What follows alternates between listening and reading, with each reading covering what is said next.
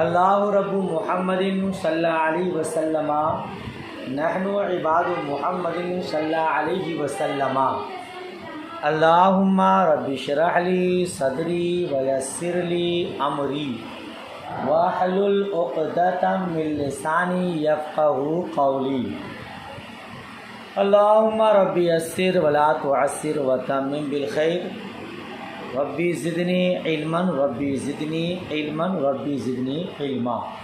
بسم اللہ الرحمن الرحیم۔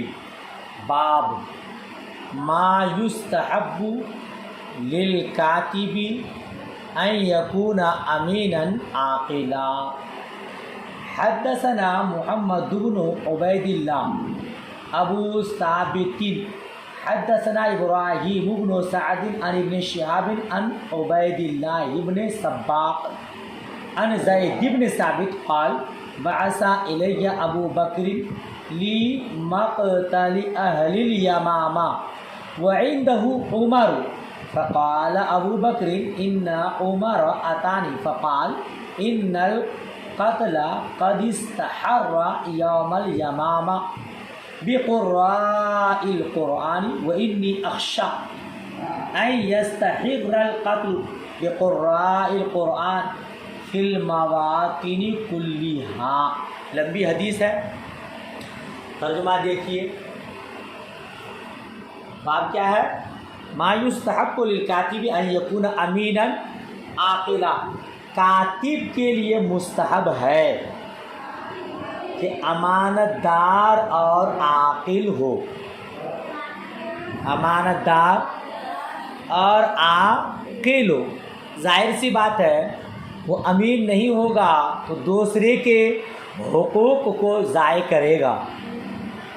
جی عاقل نہیں ہوگا، سمجھدار نہیں ہوگا تو صحیح اور درست لکھنے کی صلاحیت نہیں ہوگی۔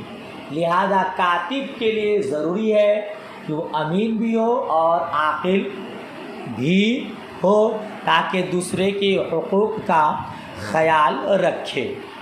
اسی مطابق حدیث دیکھیے، لمبی حدیث ہے اور مفہوم بالکل واضح انشاءاللہ۔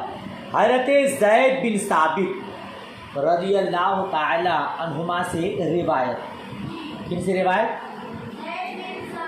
رضی اللہ تعالی عنہما سے قال بعث الی ابو بکر لمقتل اہل الیمامہ۔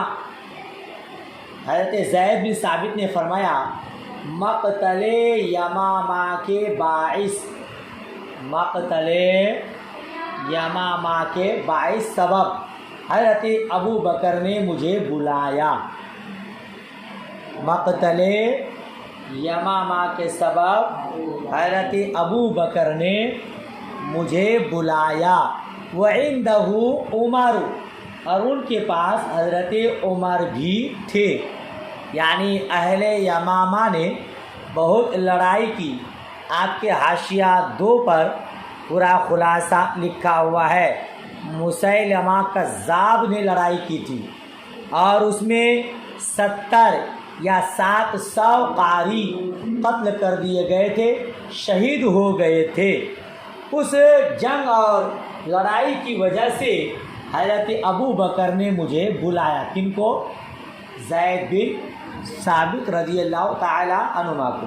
تو زید بن ثابت فرماتے مجھے بلایا اور ابو بکر کے پاس حضرت عمر بھی تھے، حضرت عمر بھی تھے۔ فقال ابو بکر ان عمر اتانی فقال ان القتل قد استحر یوم الیمامہ۔ کہتے ہیں کہ پھر حضرت ابو بکر نے فرمایا کہ میرے پاس حضرت عمر آ کر کہنے لگے، میرے پاس حضرت عمر آ کر کہنے لگے، میرے پاس آئے فقال، اور کہا، اسی کا سلیس ترجمہ، آ کر کہنے لگے کہ یمامہ کی لڑائی میں بہت سے قاری شہید ہو گئے۔ یمامہ کی لڑائی میں بہت سے قاری شہید ہو گئے اور میں ڈرتا ہوں۔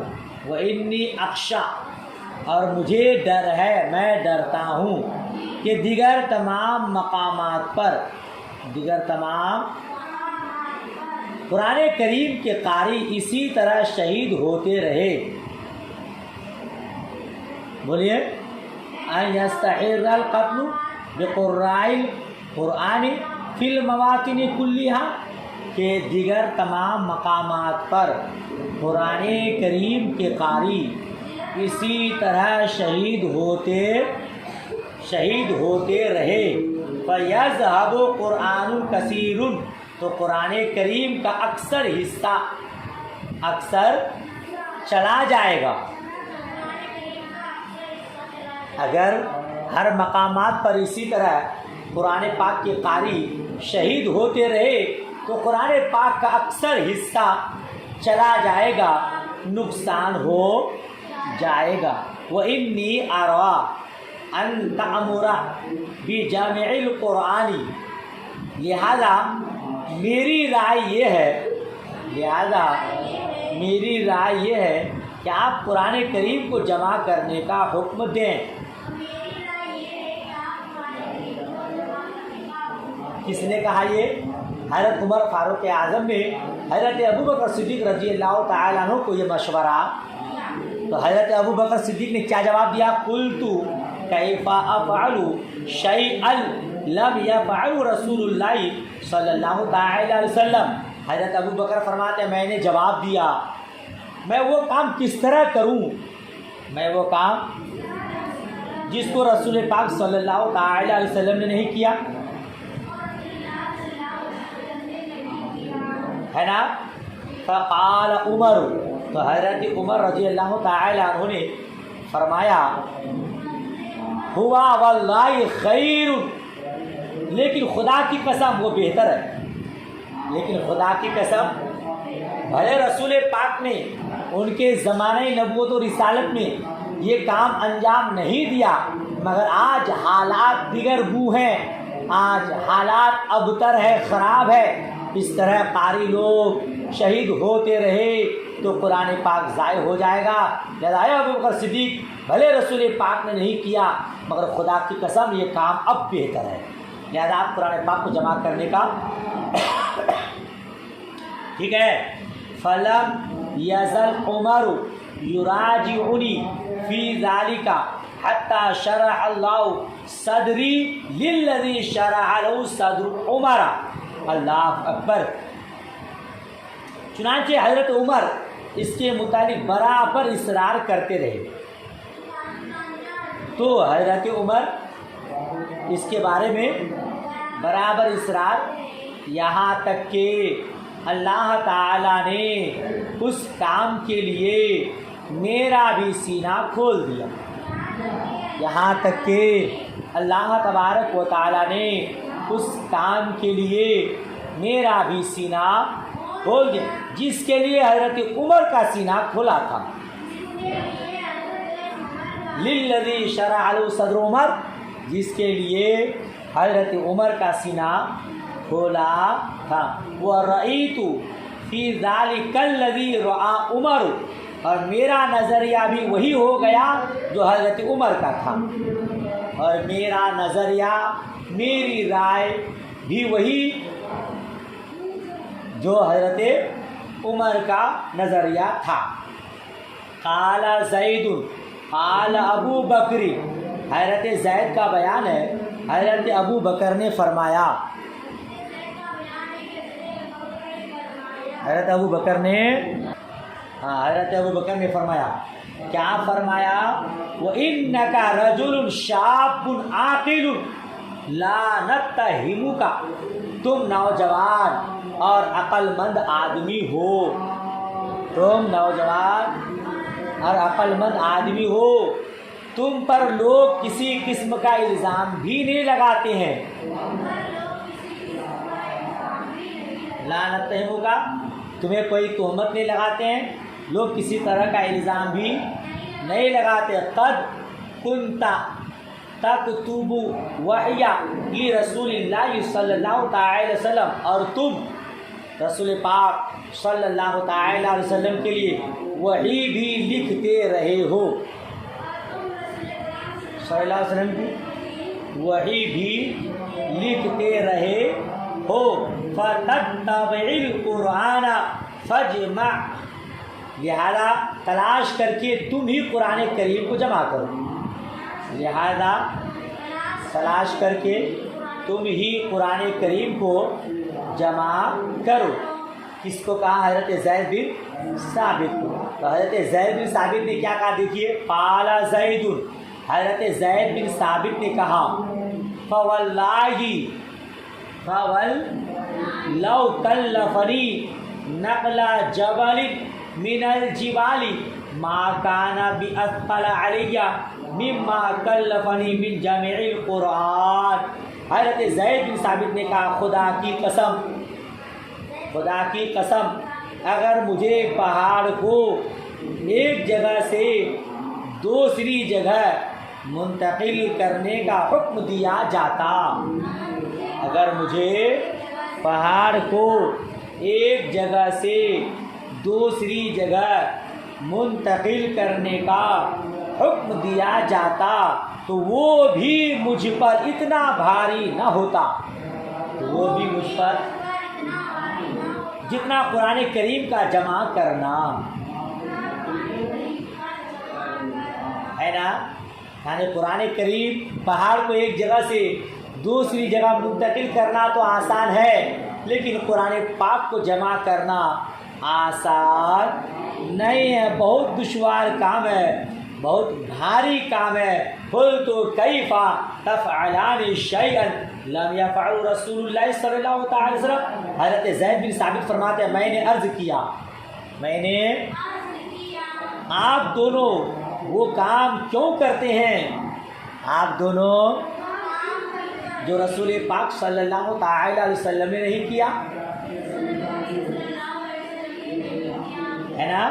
قال ابو بکر ہوا واللہ خیر، تو حضرت ابو بکر صدیق رضی اللہ تعالی عنہ نے فرمایا خدا کی قسم یہ بہتر ہے، خدا کی قسم، بھلے مصطفیٰ کریم نے اپنے دور میں نہیں کیا لیکن اے زید بن ثابت یہ کام بہت اچھا ہے، ورنہ قرآن پاک کا اکثر حصہ ضائع ہونے کا اندیشہ ہے۔ سمجھ شریف میں بات آئی۔ فلم یزل یعد مراجعتی حتی شرح اللہ صدری للذی شرح اللہ صدر ابی بکر و عمر۔ اللہ اکبر، فرماتے ہیں وہ برابر مجھے اس پر آمادہ کرتے رہے، وہ مجھ پر برابر آمادہ، یہاں تک کہ اللہ تعالیٰ نے اس کے لیے میرا سینہ بھی اسی طرح کھول دیا جیسے حضرت ابوبکر صدیق اور حضرت عمر کے سینے کو کھول دیا، جس طرح خلیفہ اول خلیفہ دوم کے سینے کو پروردگار عالم نے کھول دیا تھا، میرے سینے کو بھی۔ وَرَأَيْتُ فِي ذَلِكَ الَّذِي رَأَيَا، اور میری بھی وہی رائے ہو گئی جو ان دونوں کی رائے تھی،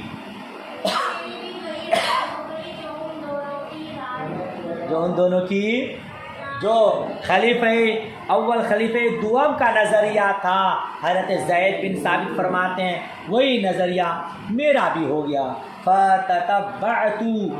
فتتبعت القرآن اجمعہ من العصب، اللہ اکبر، حضرت زید بن ثابت فرماتے ہیں چنانچہ میں نے قرآن پاک کی آیات کو تلاش کرنا شروع کر دیا، قرآن پاک کی آیات کو تلاش کرنا شروع کر دیا۔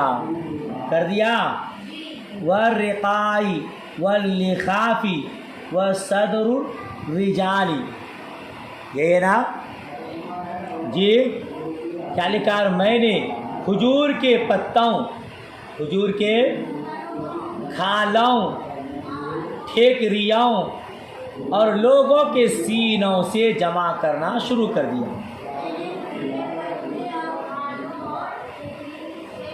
میں نے کھجوروں کے پتوں اور کھالوں اور صدور الرجال، لوگوں کے نہیں ٹھیکریوں ایسا دیکھیے اجمعہ من العصوبی، میں نے اس کو جمع کرنا شروع کر دیا کس سے؟ کھجور کے پتوں، والرقائی کھالوں، واللخافی ٹھیکریوں، اور لوگوں کے سینوں سے، ٹھیک ہے۔ فوجدت آخر سورۃ التوبۃ لقد جاءکم رسول من انفسکم الی آخرها، چنانچہ مجھے سورہ توبہ کی آخری آیت لقد جاءکم رسول من انفسکم سے آخر تک، بولیے چنانچہ مجھے سورہ توبہ کی آخری آیت لقد جاءکم رسول من انفسکم سے الی آخرها، اس کے آخر تک، مع خزیمہ او ابی خزیمہ، حضرت خزیمہ یا حضرت ابو خزیمہ سے ملی، حضرت خزیمہ یا ابو خزیمہ سے ملی، تو کیا کیا میں نے؟ تو فَأَلْحِقُهَا فِي صُورَتِهَا، تو میں نے اسے اسی صورت میں لگا دیا، سورہ توبہ ہی میں لگا دیا۔ وَكَانَتِ الصُّحُفُ عِنْدَ أَبِي بَكْرٍ حَيَاتَهُ، چنانچہ قرآن کریم کا یہ جمع شدہ نسخہ، چنانچہ قرآن کریم کا یہ جمع شدہ نسخہ یہی ہے نا، چنانچہ قرآن کریم کا یہ جمع شدہ نسخہ ان کی زندگی میں، ان کی حضرت ابو بکر کے پاس رہا، حضرت ابو بکر کے حتیٰ توفاہ اللہ عز وجل، یہاں تک کہ اللہ تعالیٰ نے انہیں وفات دے دی۔ ثم عند عمر حیاتہ، پھر حضرت عمر رضی اللہ تعالیٰ عنہ کے پاس رہا ان کی زندگی میں، ان کی حتیٰ توفاہ اللہ، یہاں تک کہ اللہ نے انہیں بھی وفات دے دی، اپنی بارگاہ میں بلا لیا۔ ثم عند حفصہ بنت عمر، پھر حضرت حفصہ بنت عمر کے پاس رہا، پھر حضرت حفصہ بنت عمر کے پاس رہا۔ قال محمد بن عبید اللہ اللخاف یعنی الخزف، حضرت محمد بن عبداللہ کا بیان ہے کہ لخاف کا معنی ٹھیکریا ہے، لخاف کا معنی، ہاں لخاف سے مراد ٹھیکریا ہے۔ باب کا ترجمہ مکمل ہوا۔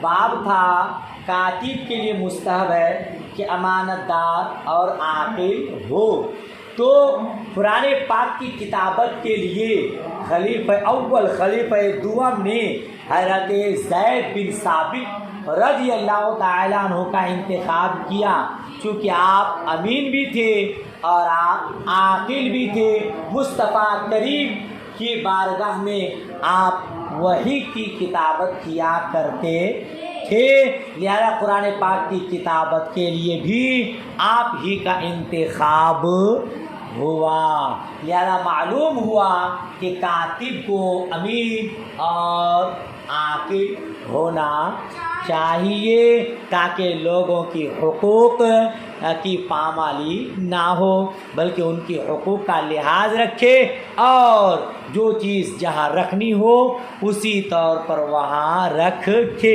حدیث مبارک سے معلوم ہوا کہ قرآن پاک کا جمع کرنے کا کام خلیفہ اول اور خلیفہ دوم کے مشورے سے ہوا۔ اچھا، مگر جامع القرآن حضرت عثمان غنی رضی اللہ تعالیٰ عنہ کو کہا جاتا ہے۔ جامع القرآن کن کا لقب ہے؟ حضرت عثمان بن عفان رضی اللہ تعالیٰ عنہما کا حاشیہ نمبر 3 پر اس ایک اعتراض کیا ہے اور اس کا جواب بھی دیا ہے کہ جامع القرآن تو مشہور ہے کہ حضرت عمر فاروق اعظم رضی اللہ تعالیٰ عنہ ہیں، اور اس حدیث میں معلوم ہو رہا ہے کہ خلیفہ اول اور خلیفہ دوم ہے۔ تو جواب بھی حاشیہ میں موجود ہے، 3 اور 4 کے بیچ میں، 4 سے تھوڑا اوپر 2-4 سطر اوپر لکھا ہے جامع القرآن آپ کو اس لیے کہا جاتا ہے کہ حضرت ابو بکر صدیق کے پاس تو قرآن پاک کا کچھ حصہ تھا، اور حضرت عمر پاک کے پاس بھی تھا، لیکن وہ ایک جا نہیں تھا، اور ترتیب کے ساتھ نہیں تھا۔ حضرت عثمان غنی رضی اللہ تعالی عنہ نے ان کو مکمل طور پر جمع کیا، اسی لیے آپ کو جامع القرآن کہا جاتا ہے، ورنہ حقیقی طور پر جامع القرآن تو مصطفیٰ کریم صلی اللہ تعالی علیہ وسلم ہے کہ وحی کے ذریعے قرآن پاک کو آپ نے جمع کیا تھا، اور زید بن ثابت لکھنے کا کام انجام دے رہے تھے، مگر مکمل طور پر حضرت عثمان غنی رضی اللہ تعالیٰ عنہ نے کیا تھا، اسی لیے جامع القرآن کا لقب حضرت عثمان غنی رضی اللہ تعالیٰ عنہ کا ہے۔ بات کہتے ہیں ایک لمبی حدیث آپ پڑھتے چلے آ رہے ہیں، امام بخاری علیہ رحمہ کی عادت کریمہ ہے کہ اگر حدیث کے ایک ٹکڑے کو بھی باب سے مناسبت ہو تو اس باب کے تحت اس حدیث کو بیان کر دیتے ہیں، تو چونکہ کاتب کا بیان ہے اس میں، اسی لیے امام بخاری نے اس باب کے تحت اس حدیث کو بیان کیا۔